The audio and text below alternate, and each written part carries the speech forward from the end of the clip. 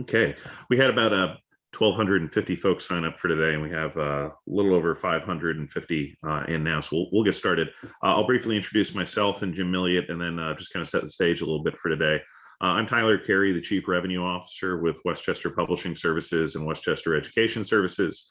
Your host and moderator for today is Jim Milliot, the Vice President and Editorial Director of Publishers Weekly.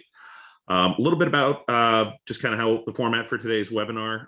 We've hosted webinars in partnership with Publishers Weekly in the past using Zoom. We have the Q&A panel turned on for you. Your microphones will be muted, and we have chat turned off so that we can funnel all questions through the Q&A panel.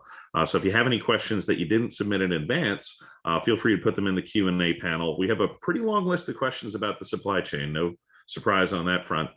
So we have some questions already teed up, but any questions that we can respond to with some further commentary after the fact, we'll try to address any key points in a follow-up after the webinar itself.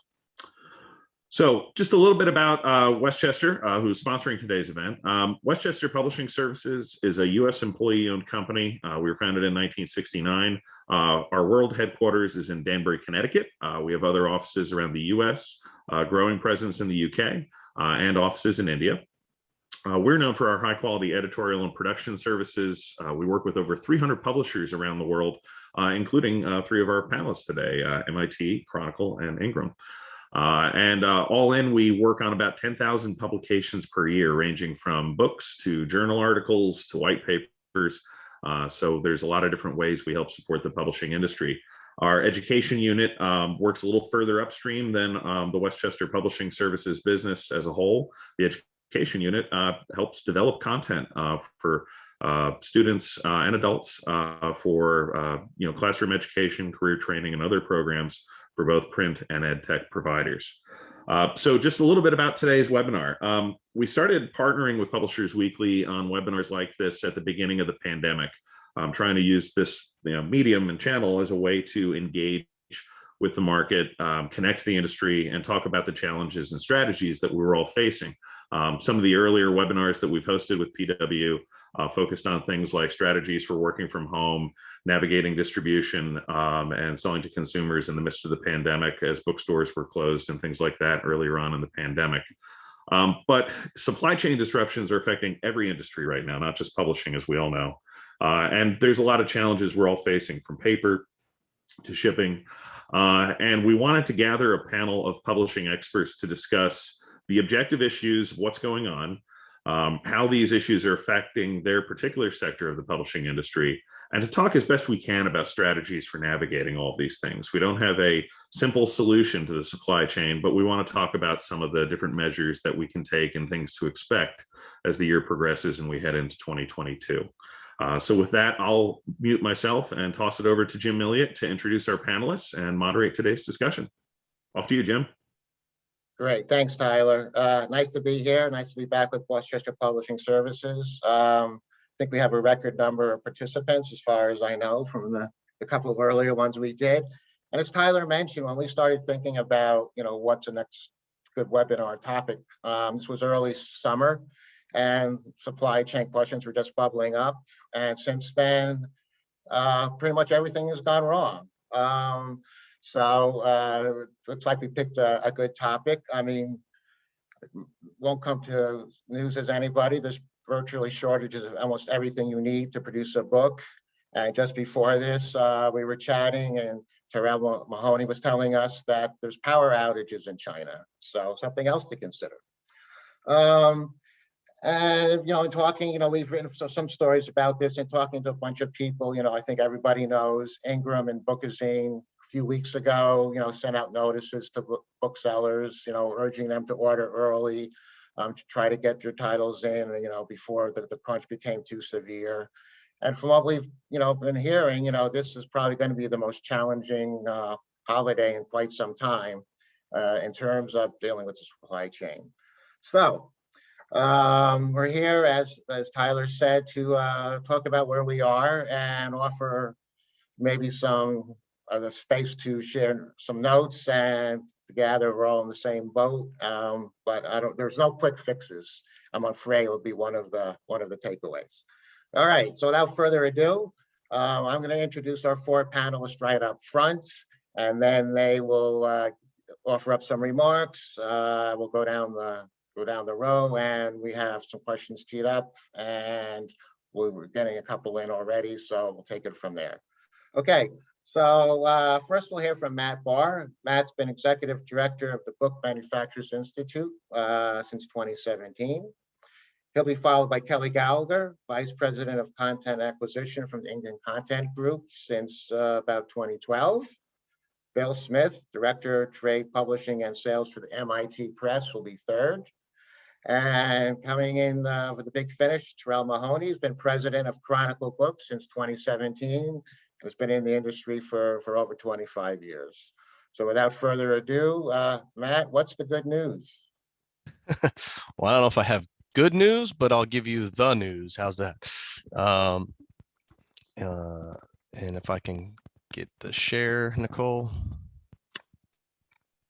In the meantime, I will let everybody know this is not my actual office here. That is a background photo, because I know a lot of you are wondering why I might have a fire going in Florida in this time of year, but no. All right, so for those of you who aren't familiar with BMI, we are the trade association focused on the printed book, been around over 85 years.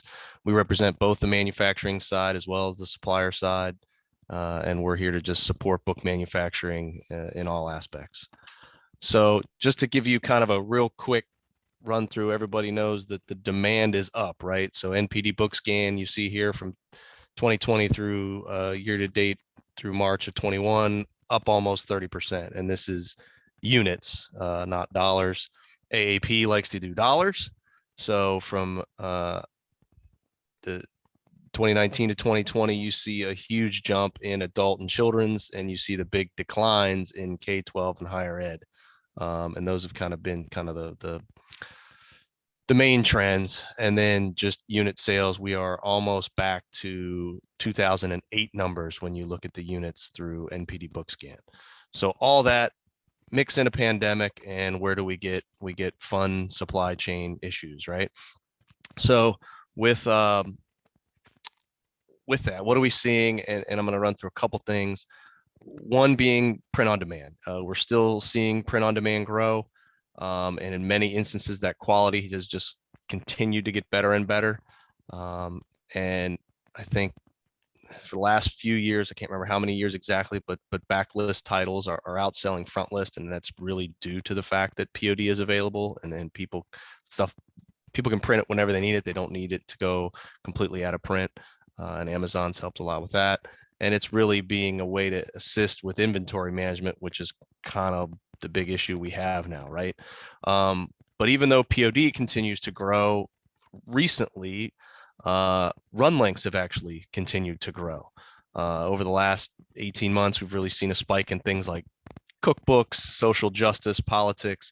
People are at home reading. They want things that they can help, make some better dinners at home, but also things that are current trending topics such as social justice and politics. But the big issue is also planning around the capacity crunches we've had and trying to mitigate those lead times. So one of the issues I think that's happened over the last, say, 5 to 10 years is publishers trying, and I'll let Bill and Terrell kind of talk about this more, but publishers trying to be more exact with their amounts and not having a whole lot of overruns or stuff sitting in inventory. And now, because of all the supply chain issues, we got to go back to having that inventory to make sure there's stuff to sell. So run lengths continue to get longer, and there's been a focus on bringing manufacturing back to the USA because of the supply chain issues. I talked to one large publisher who said they've been working diligently to bring back almost 80% of the stuff that was overseas, trying to bring it back to the US, and we'll keep it there for the near future, even though he told me that doing it overseas is about a 30 to 40% savings. But the opportunity cost of not having the book at all because it's sitting on a boat somewhere in the middle of the ocean just isn't worth it. So you're gonna see this slide a few more times because I'm gonna kind of go through each one individually. One of the issues we've had just in book manufacturing in general is consolidation, right? So this is just a list of the paper mills or machines that have either closed or gone bankrupt. You know, this is just in the last 5 years, and that's a long list. So as you can see, the closures and consolidations hitting hard. And then when you look at book manufacturers and printers, again, this is about the last 5 years.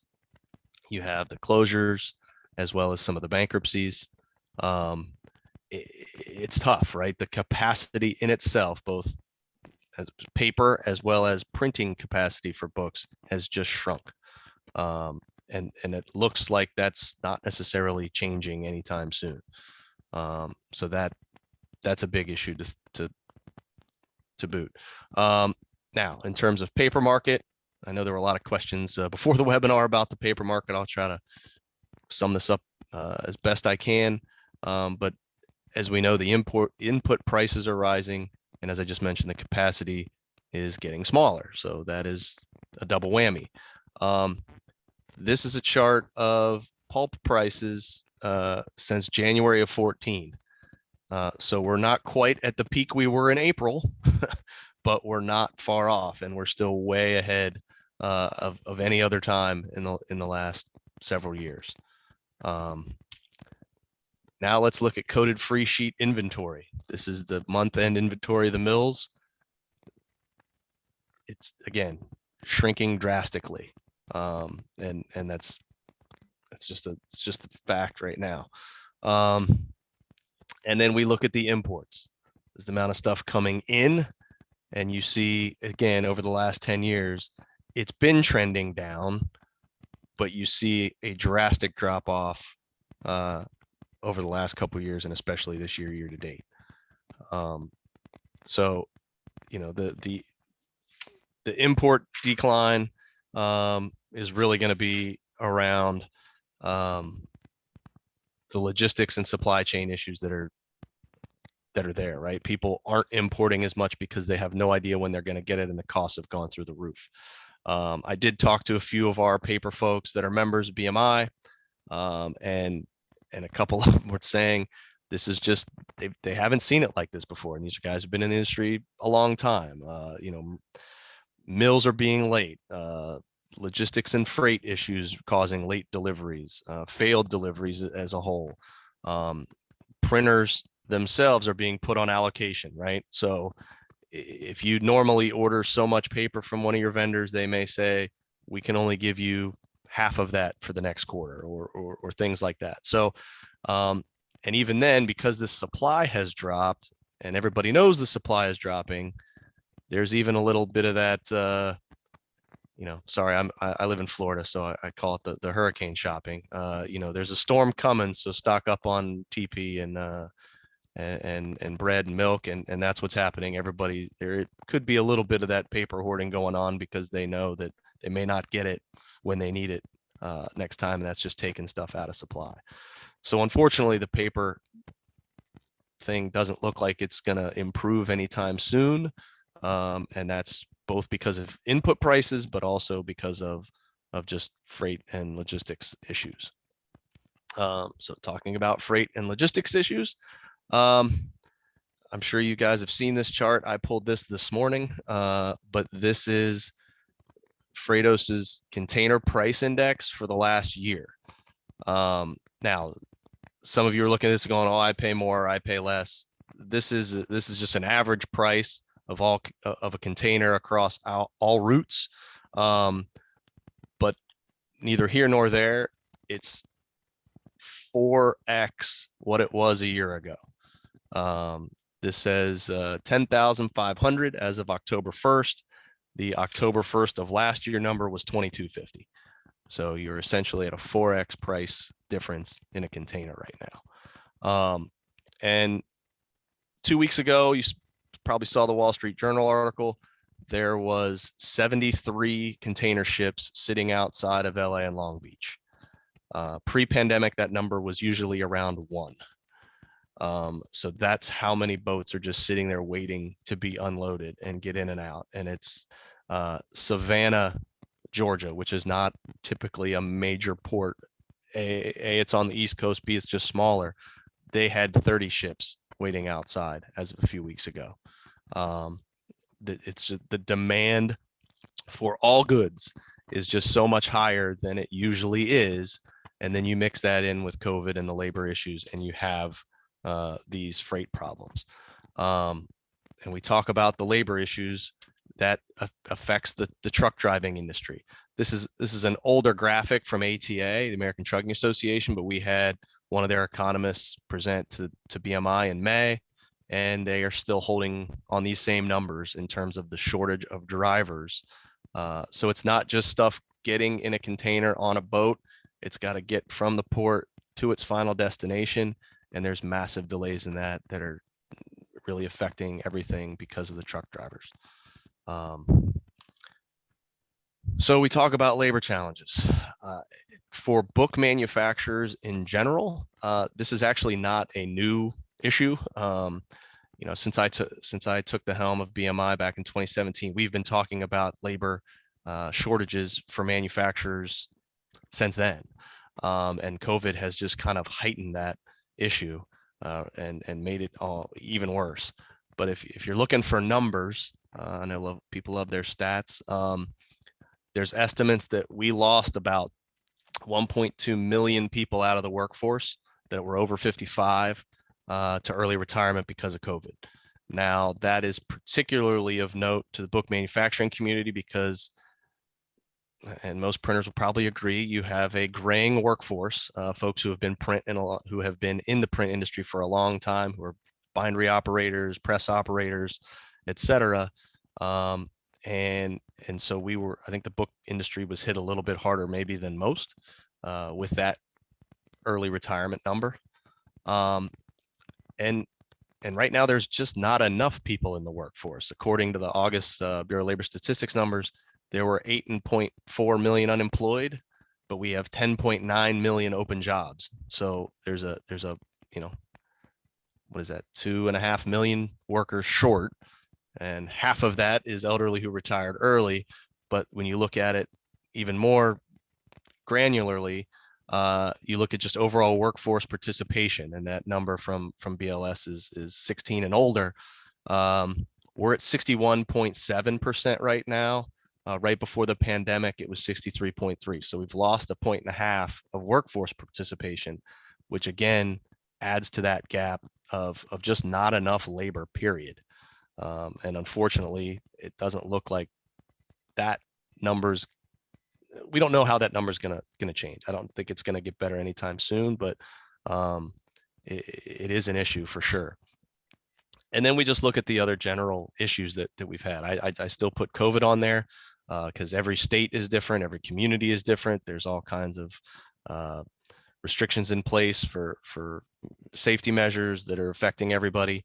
The education market, as we saw in one of the first slides, is the one that has continually been down. Luckily, with COVID and the CARES Act, there's been more money injected into the K-12 environment, and we've seen their purchasing go up in the printed book area, and that looks like, hopefully, I've heard it'll last for a couple more years, but we'll see how that goes. BMI has done a bunch of research in the K-12 market. You can see on our website about parents preferring print, but that hasn't necessarily translated into districts spending the money on print that we hope they do.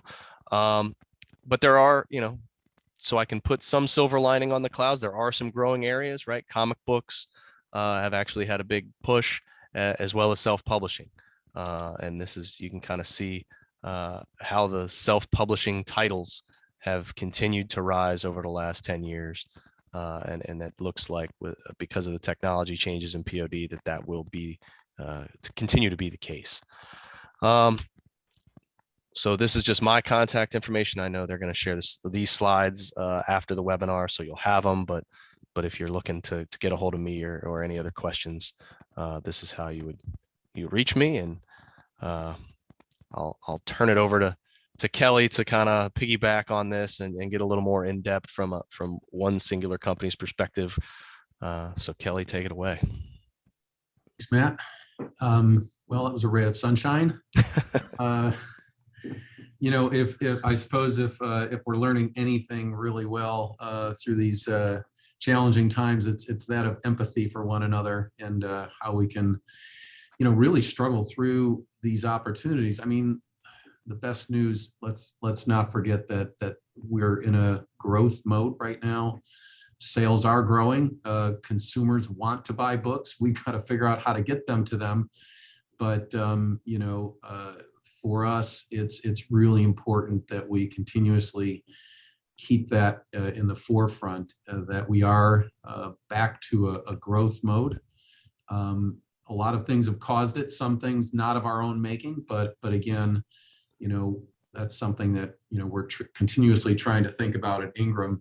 And so it really becomes a challenge of how do we solve some of the problems. So I thought what I would do for my short remarks is just to offer from the Ingram perspective point of view of what we've seen as far as trends over the last 18 months. Hard to believe we've been in this for about 18 months now. And just really what trends have we seen that have stuck? Where do we see opportunities with them? And then where do we go from here? So what I'm going to do is just kind of walk through the links of the supply chain and give you some perspectives that we've seen. So we'll start with the challenges. In manufacturing, Matt, thanks for covering that so well. The things I would add are, if we're going to put any keywords to the challenges within manufacturing, it's one of labor, which Matt has talked about, one of materials, and then also one of just costs, and some of the real challenges that we've seen, related to not only the lack of labor, the rise in cost of labor is really been pretty dramatic in the last 7 years. We've seen about a 30% increase within the industry in the distribution and manufacturing space for employees. What used to be a good wage job at about $14 an hour is now going up to just under $20 an hour. It's a real issue for us at Ingram. Our East Coast plant, the competition that we're up against now is companies like Walmart, who are offering near our East Coast plant, $19.50 an hour with full immediate benefits. And so, these are things that we now have to compete against for offering what we would say would be good manufacturing or distribution warehouse jobs. And so all of that factors into just the additional costs that are going into manufacturing. The other thing, obviously, is paper. I would say from our perspective, our point of view, we believe we're going to be okay regarding the great paper shortage of 2021. It's going to be by a whisker, but we think we're going to be okay with paper. We will see those inventories build back up toward the first part of next year. We don't anticipate any actual paper outages. That may not be the same for all printers. But again, for us, it's been really a strategy of long-term planning. So we think we're going to be okay on paper, but I would say that we continue to see really significant disruptions throughout all materials. Strange things. I'm not sure who else might have seen this, but I think it was about a month and a half ago, there was a packaging tape shortage.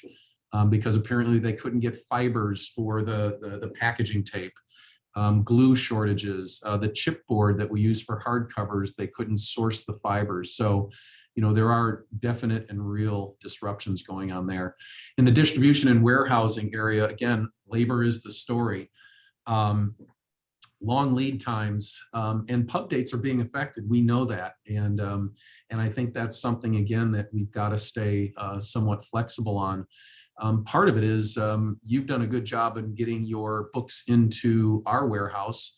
And so you would think that the job has been done for us to then fulfill for you on your behalf, but pickups are now becoming a bigger and bigger issue where we have on a weekly basis transportation challenges, not of our own making, but again, because of the driver shortage that Matt referenced, and then even just the amount of books that need to get into retail warehouses is significant. And so, we'll continue to manage those. Yeah, transportation is an issue. FedEx announcing price increases and setting caps. These are new issues that all of us are having to deal with, so that when overall some of our major carriers are putting caps on how much they will and won't pick up, again, it becomes a logistic challenge to make sure that we prioritize the right books in the right place for the right time. So it may be that we don't necessarily give a full allotment, but that we are at least ensuring that there's some continuity of availability. And then finally, on the retail side, again, labor, stocking strategies, availability messaging.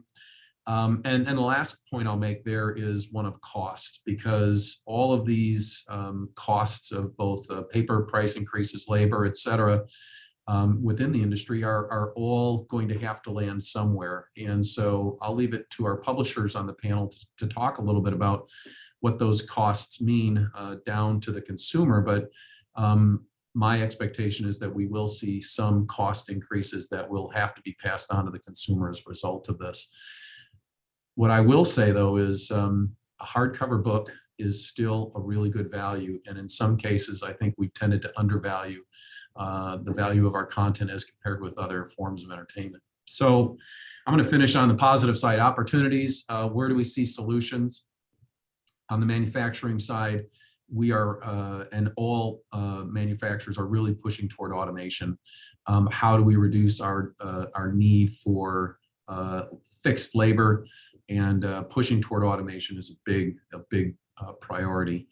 Alternate materials. And so, as we have paper shortages, I think publishers are going to have to be a little more flexible on what they will and won't be able to demand for the kinds of books that are able to be produced.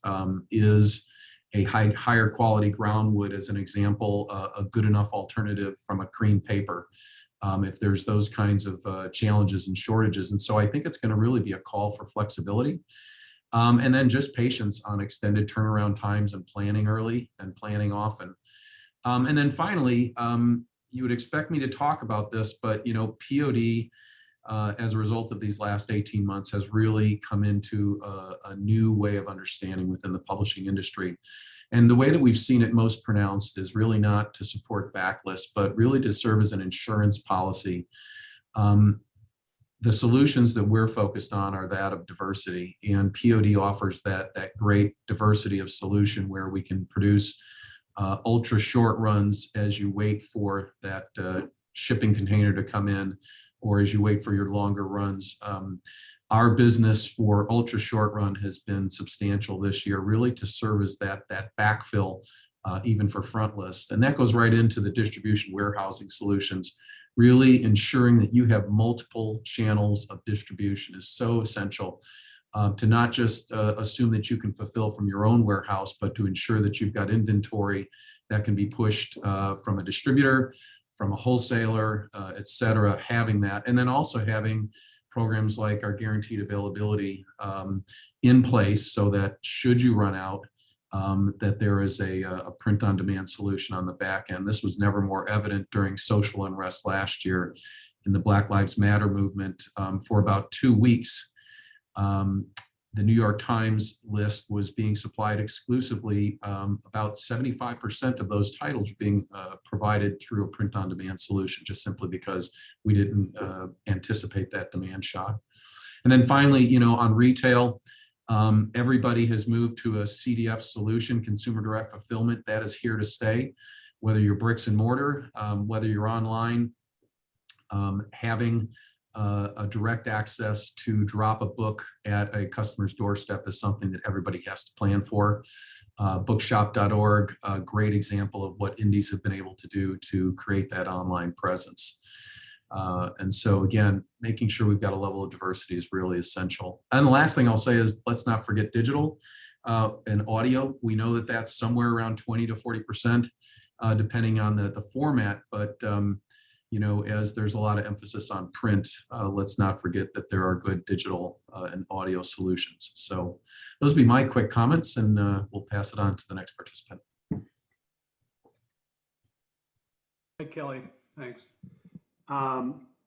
So I'm going to offer a brief anecdotal publisher perspective here, more sympathy than solutions, I think, and touching on a few of the challenges we've been seeing at the MIT Press. First, I did want to comment on the numbers just to give you some perspective on the press. In Matt's slides, he mentioned PW reported 18% increase in print sales for the first half of the year.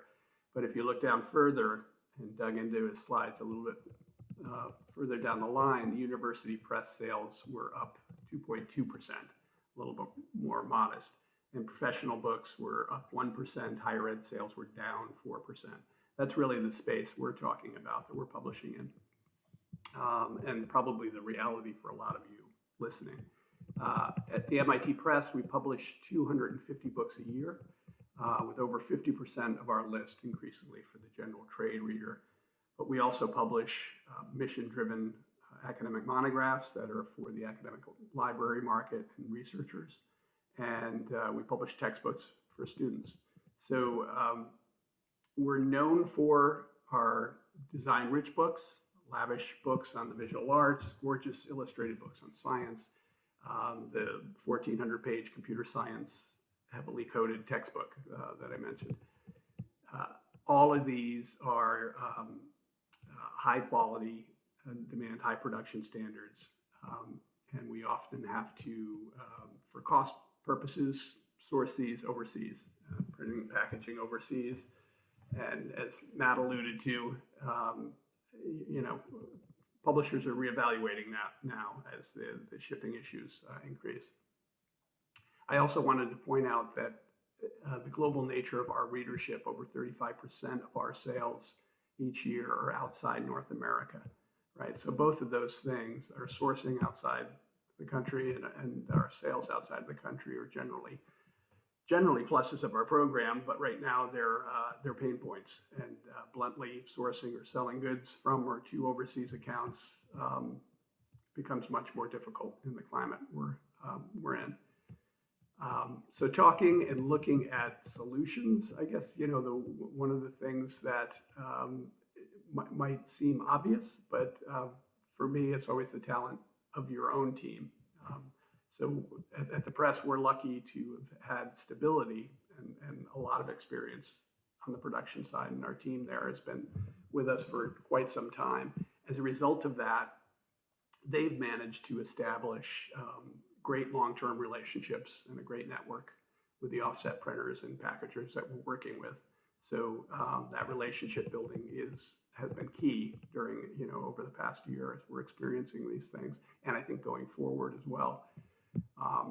We can work with those partners proactively and hopefully accommodate some of our larger print run. We have a 1,400-page textbook, 20,000 copy run that's coming up. We've been speaking with our the provider for that. We scheduled that well in advance of what we would normally do, just to ensure we have the paper in place for that. So those types of decisions are happening earlier and earlier, just to make sure our biggest titles, are available as they should be. We also did something at the height of the pandemic last year that most publishers do, maybe once every 20 years or so. We transitioned our sales and distribution to a new partner. In July of last year, we became a client publisher of Penguin Random House Publishing Services. And though we certainly didn't plan it that way, to be making the transition in the midst of a global pandemic, we consider ourselves lucky now that we did so. We got the benefit of an experienced and exponentially much larger sales team. PRH's distribution services are the best in the industry. And the weight of their brand influence when dealing with the national accounts like Amazon and others, and any vendor issues has been supremely helpful also.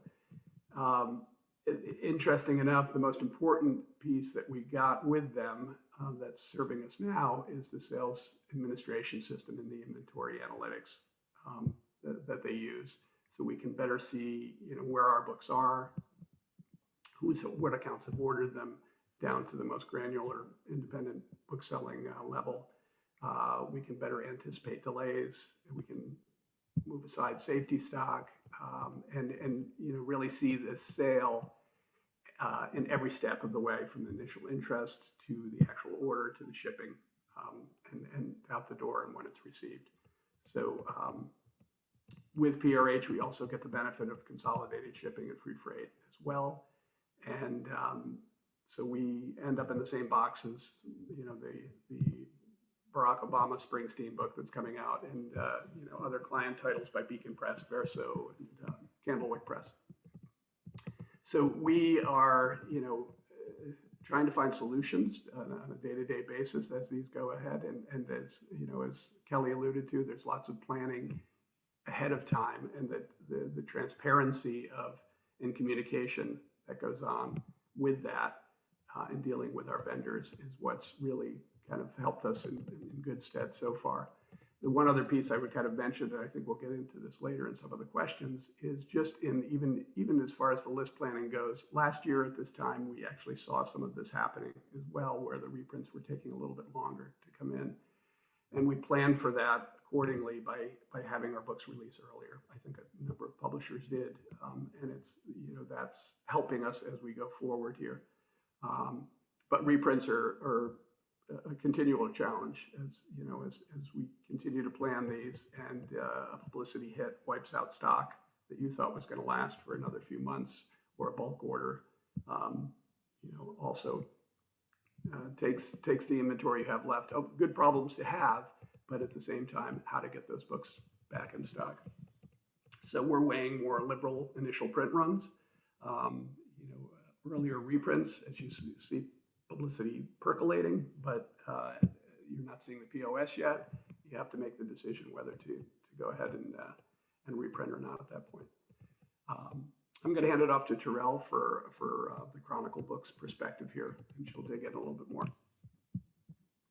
Thanks, Bill. My name is Terrell Mahoney. I head up Chronicle Books, which, for those of you on the line don't know, we are a illustrated publisher primarily, based here in San Francisco, but we have offices in New York and in the UK. We publish about 300 new titles a year. That includes gift and games, but the majority is books. And then we also have about 1,500 reprints running through our system per year. Just to give you a sense of where we print, we're majority Asia, and within that majority, mostly in China. So we have some other sources of print outside of China. Backlist, and Kelly made the really good point to start on the positive. Business is really strong for the publishing community. And as many of us experienced, backlist was everything last year. And that was a great relief to us, because we were able to supply well. This year has very much changed, though I would say while backlist continues to be strong, obviously we all know that frontlist is what feeds our future. And frontlist is what is most impacted, at least for us this year, in terms of the supply chain. I'll just quickly focus on next year, because as much as we'd like to think that this problem will end, next year we may get some improvement in the container shortage. We may get some improvement at the ports, but with labor and all the other components in this full ecosystem of the supply chain, it's still going to continue. So what we're doing by expecting this continuing challenges, continue to focus on the schedules, looking at where we can put more time into them to allow for that transit time. For us, it's really been, we've added the most time to our departing from port in China to our partner distributor Hachette in Indianapolis. So we went from about a 4-week time frame. Now we're adding about 3 to 4 weeks, sometimes 5 weeks to that schedule. So let's assume it's a 2-month window between leaving China and getting into our warehouse and out the door. So that is a big piece of it. It's just where we can improve our schedule. Can we re-engineer some of the stages in the development process, and also looking at spring and fall and deciding whether or not we've got to move some of those spring titles into fall, or a March on sale date may now be June, just to make sure we are adding enough time to allow for, honestly, less disruption. You know, the impact on not just internally with our sales and our publicity team, who's had to continually change those media plans as a result of changes this year. We want to try and avoid that for next year so that we have less disruption and more built into the timeline, so that we can be back to reliability and consistency with all of our external partners, retailers and authors and media. As Bill said, we are lucky to have such an incredibly experienced team in our production and design group. And so we are able to really rely on not only the skill we have in place to, you know, improve some of those schedules, but also those relationships with our suppliers. And by having those longstanding relationships, we have been able to continually review our pipeline, what we have going to press, and honestly being as dynamic as possible in terms of changing that. A reprint may come in and take a print slot for a book that we're publishing later, and decide that that reprint needs to come through first. So that's an added level of communication and planning, but that is something that we're continuing to do so that we can leverage that time on press and be a little more fleet of foot in terms of what books are going on. Lastly, you know, just in terms of tactics, it's so much focus on communication. So really being clear internally which are the stakeholders that are going to take the responsibility of making sure the rest of the company is consistently updated, so that we're able to stream out that information to our retailers or our publicists, or even, of course, our authors.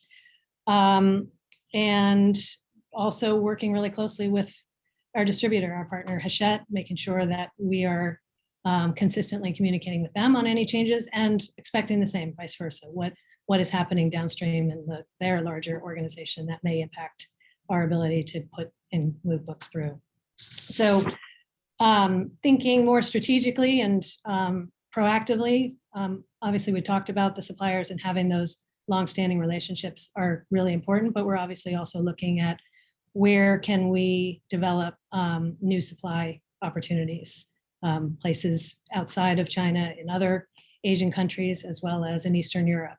I would say, you know, in terms of advice, that's not something you do quickly or with a lot of immediate confidence. You have to validate those capabilities and make sure the reliability is there. And honestly, even by diversifying some of that supply chain, we don't necessarily pick up a lot of time in that transit, unfortunately, but it does help to have a little more diversity in where we're supplying from.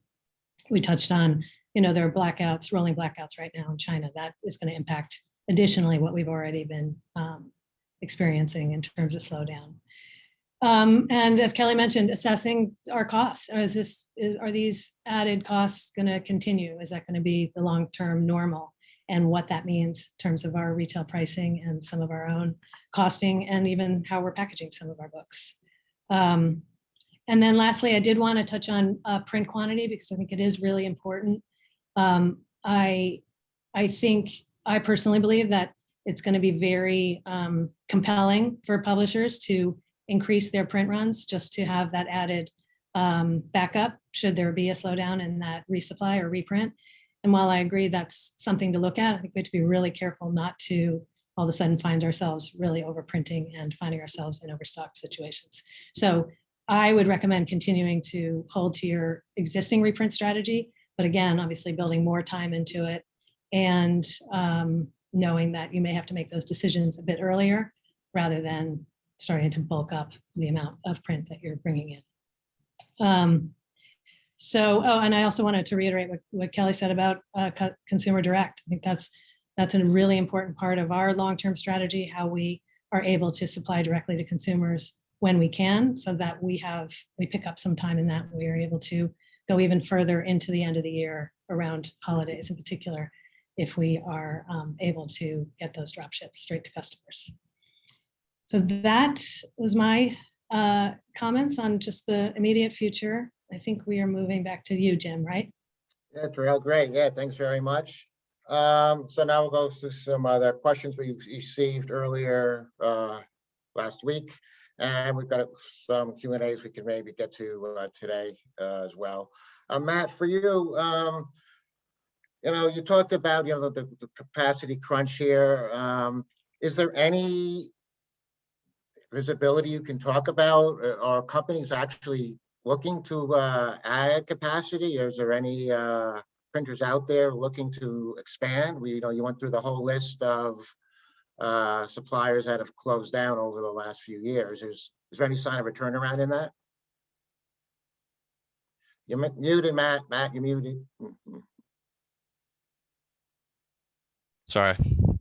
Yeah, I mean, it is tough there, in terms of who has capacity right now. I mean, there may be some printers who are predominantly in the education or other specialties that may have some open capacity. And it's kind of up to them to decide if they want to try to pick up any of the trade market, but sometimes those capabilities and services don't quite match up. But in terms of expansion, I think Kelly hit the nail on the head. That it's all about automation right now. I mean, I know that there's equipment that's being purchased, but printers are putting in new presses and new bindery equipment and things like that. But the key issue is you still got to have people to run it. So any new equipment that's being purchased, any capacity expansion is really predicated on automation and making sure you can get more books out per man hour than you were doing. So that's really the key to it, because the labor issue, like I said, for most printers, the labor issue started well before the pandemic. It's just been exacerbated by it. And I think a lot of people would run a third shift if they could, but they just can't staff it. And that's where it's just the reality of the situation right now. All right, yeah, great, thanks.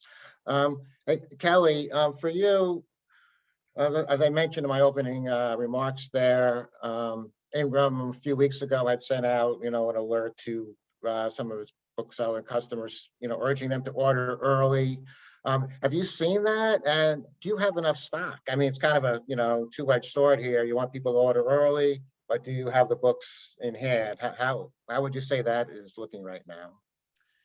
We've seen a really great response from our retail partners. I think one of the things that especially bricks and mortar and let's just say non-large online retailers discovered was to the extent that they can provide unique value to their customers by having a diversity of stock and availability. They really gained market share this last year. Everybody tends to believe that this was all a big gain for Amazon, when in fact, in many cases, on the downstream side, we saw really good growth from independents, from other big box, Walmart, Target, and others. And so, part of our messaging that went out was really to ensure that they weren't going to be waiting for the last minute in order to get that last minute sale from the consumer, which is typically what they have done. And so, we've looked at everything from how we work with our retailers for credit limits, et cetera, so that they can ensure that they've got availability. Now, in stock is another story, right? It just goes up and down the supply chain. And again, for publishers, our fall build started the earliest it ever did, and to ensure we had availability. But if you can't get a book, you can't get a book. Which again, shameless plug, but that's where we really encourage publishers to think about diversity. And while print on demand is certainly a more expensive opportunity for the formats it fits, it's better than not selling anything at all. And so we've seen last month, as an example, our print on demand through our wholesale was the largest month we've had since last July with the social unrest movement. So publishers are getting it. Okay, great, thanks. For Terrell and Bill, we can both take a shot at this one.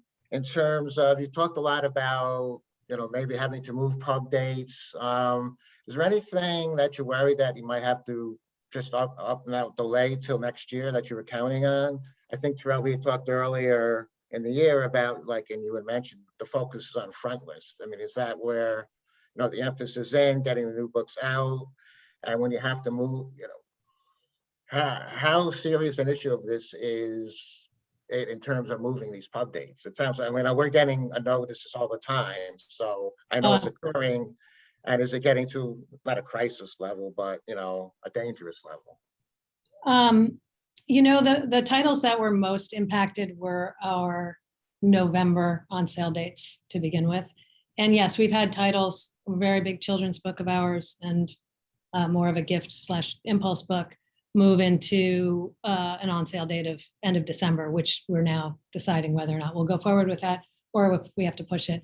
I mean, honestly, we've been trying to hold on any changes on any large new release with the hope that we would be able to pull it through. It's just that every stage we can get, we have a big Spike Lee monograph we're doing in November. That's on track. When it hits, the ports here, it could immediately get derailed to a storage facility if they just don't have the ability to get it through and onto the trucks. So there's still a lot of unknown. There's really nothing we can do at this point except be tracking these books really closely and then making a last minute decision to move. But anything that we would proactively move would be kind of our lower price points or books that don't really rely on publicity, that we can just say, let's make sure we do it right and we move it into early spring. We have done that with some. Bill, how about you?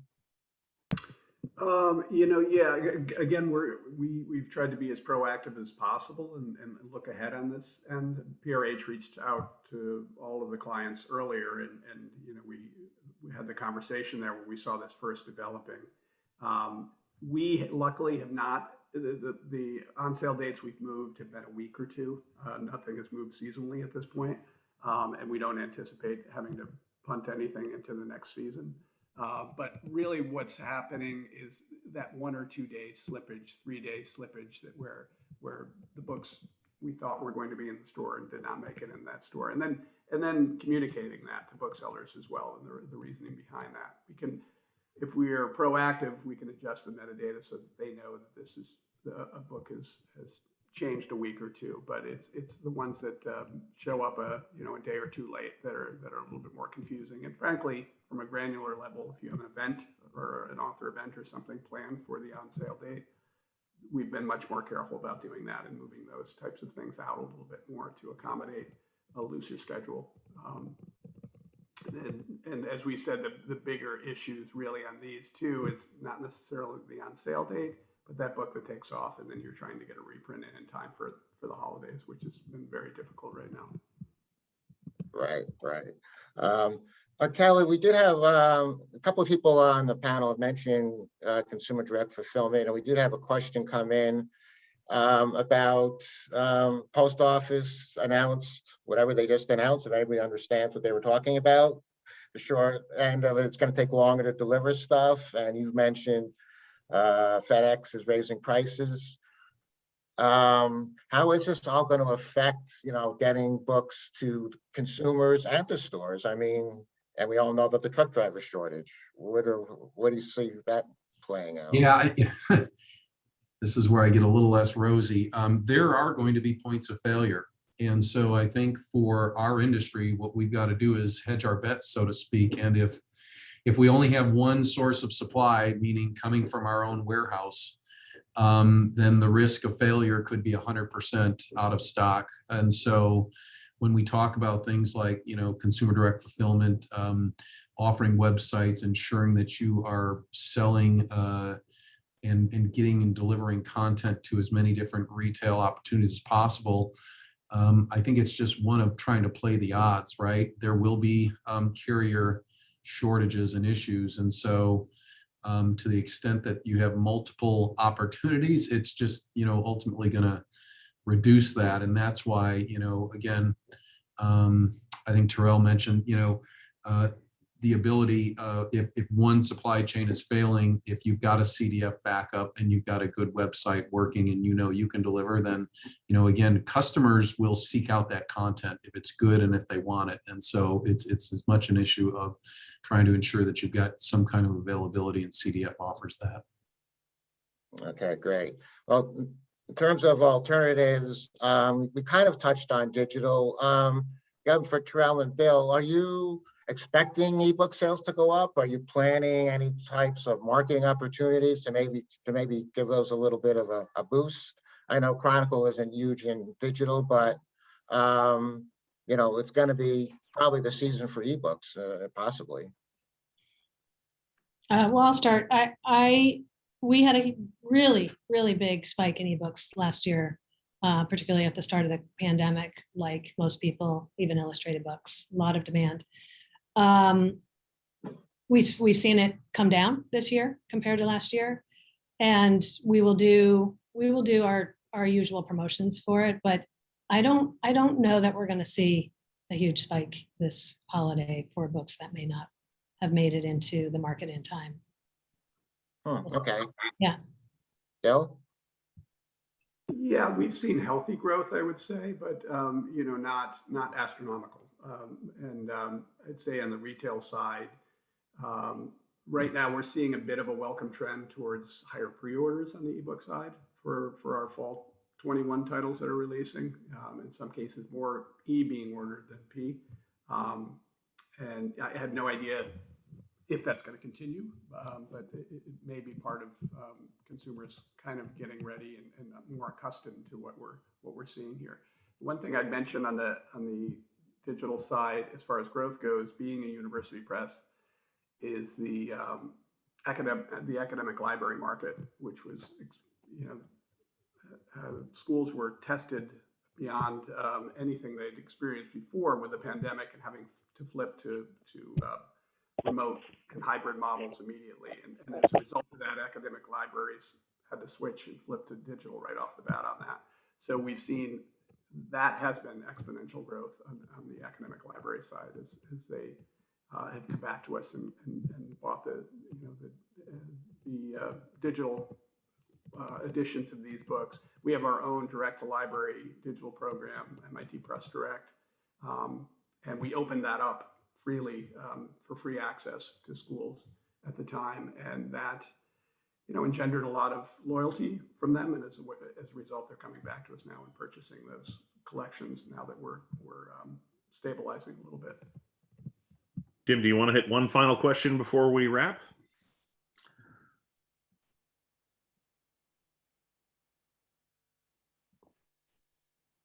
I think we lost Jim's audio. All righty. Well, want to thank everybody for attending today. We hope today's discussion was informative. I want to especially thank Jim for moderating. Sorry, your audio just dropped as we were wrapping there, Jim. Also want to thank Matt, Tyrrell, Bill, and Kelly for joining the panel and sharing their expertise with everybody. I want to thank Nicole Tomasi for organizing today's event. And most importantly, I want to thank all of you for we're in a really important industry, communicating with the world, helping educate children, helping entertain people. Everything we're doing here is really important, and better understanding where we are with the challenges in the supply chain. I hope it was a good use of an hour of your time. Certainly, if there are further questions that any of you have, the contact info for the panelists is up here, and we'll be sending a follow-up recording as well as the slides once the video completes its editing process out to everybody who signed up for today's event, whether you can come or not. And certainly if you have any questions at all that you want to direct to me at Westchester Publishing Services, my contact info is in here as well. We had over 750 people attend today, so hopefully the information here was helpful for the industry, and we look forward to further discussions in the future. Thank you.